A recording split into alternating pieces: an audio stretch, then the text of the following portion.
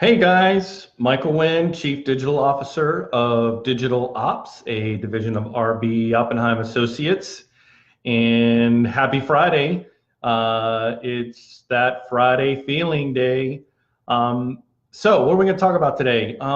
Let's talk about, don't you hate it when you're at a party or bar or kind of a social hangout and you're sitting there and you're having a conversation with your friends, you're really, just in depth, having this great conversation, and all of a sudden this person walks up and then out of nowhere just totally hijacks the conversation.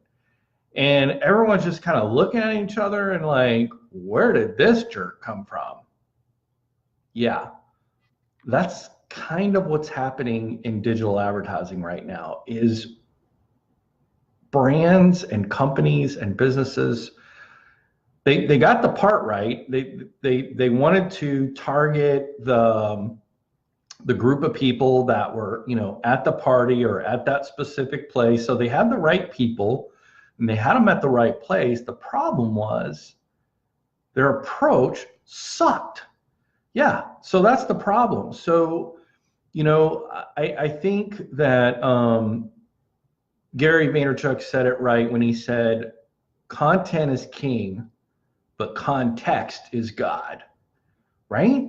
Because if you can communicate in a way that's contextual of what's happening and what the conversation is about and what the interest and subject matter is, if you're relevant to that conversation,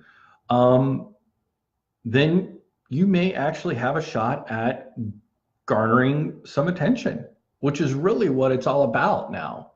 We're in an attention game. We're all, as marketers, as businesses, we're all scrambling to garner the attention of our potential customers or new clients. So really, the way we want to think about it is, instead of hijacking, take this approach. Number one, listen. Okay, listen to what the conversation is about. Observe. Observe what people are talking about. Observe the tone that's being used. Observe the emotions that are being sort of transferred as that conversation is happening, and then contextualize your message, and that equals gaining attention.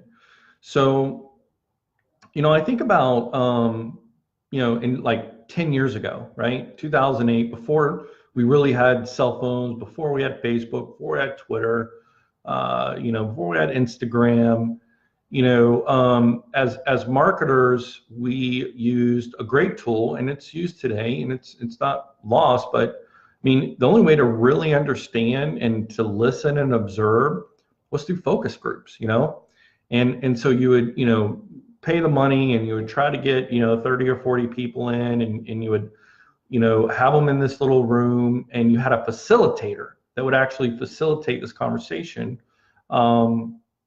and find out how people felt about, a particular industry or a particular product.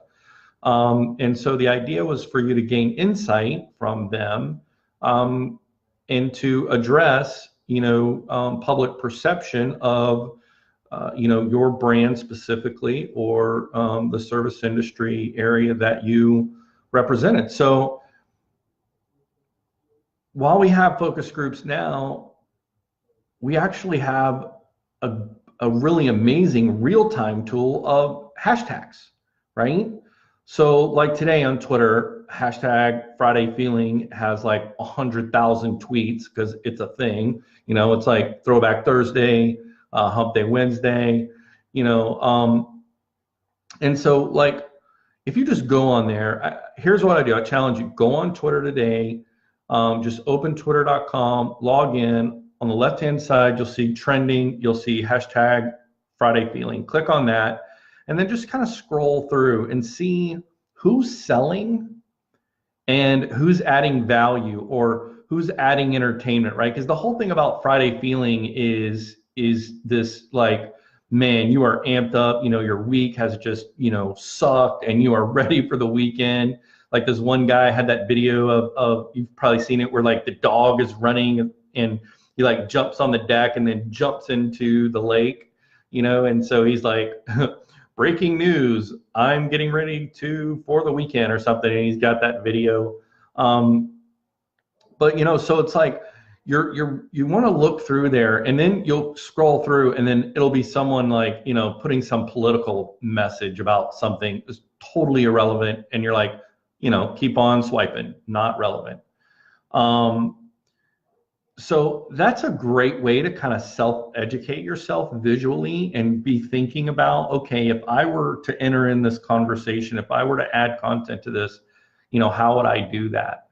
So that's one of the things that we do, is help clients to kind of come up with and create a context or contextualized content calendar or editorial calendar. So we look at a couple of things. We look at, what are some holidays coming up, throughout the year. We look at, National Day of whatever. Donut Day was a few weeks ago. Imagine if you were like a handyman or something, and you just did a quick video and you took like a donut and you like, smashed it with a hammer and was like, happy donut day, I'm not eating donuts. Again, it's fun, it's entertaining, right?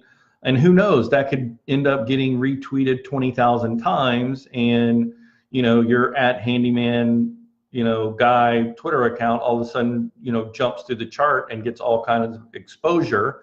And of course, in your profile, you've got a link to your website. So boom, now you've got opportunity and attention, and who knows where that's going to lead. So that's the idea of putting together this sort of, calendar, and you're looking at opportunities. I think probably one of the greatest examples of a brand taking advantage and being relevant in the context was the Super Bowl a few years ago, when Oreo cookies was on their game and the lights went out in the Superdome, and they came up with a tweet and a picture that says, you can still dunk in the dark, right? Because their whole campaign was like, dunking the cookies and the milk, and the Oreos and the milk.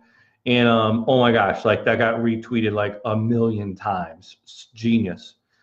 But you can do that too. Like, you don't have to have, a huge advertising, team and marketing people, but you do have to understand what it means to listen, observe, and contextualize and be a part of that conversation in order to garner the attention that you want from your target audience. So that's what I wanted to share with you guys. I hope you have a fantastic Friday. My name is Michael Wynn. I'm the Chief Digital Officer of Digital Ops, a division of RB Oppenheim Associates. Have a great weekend, and I will see you on Monday.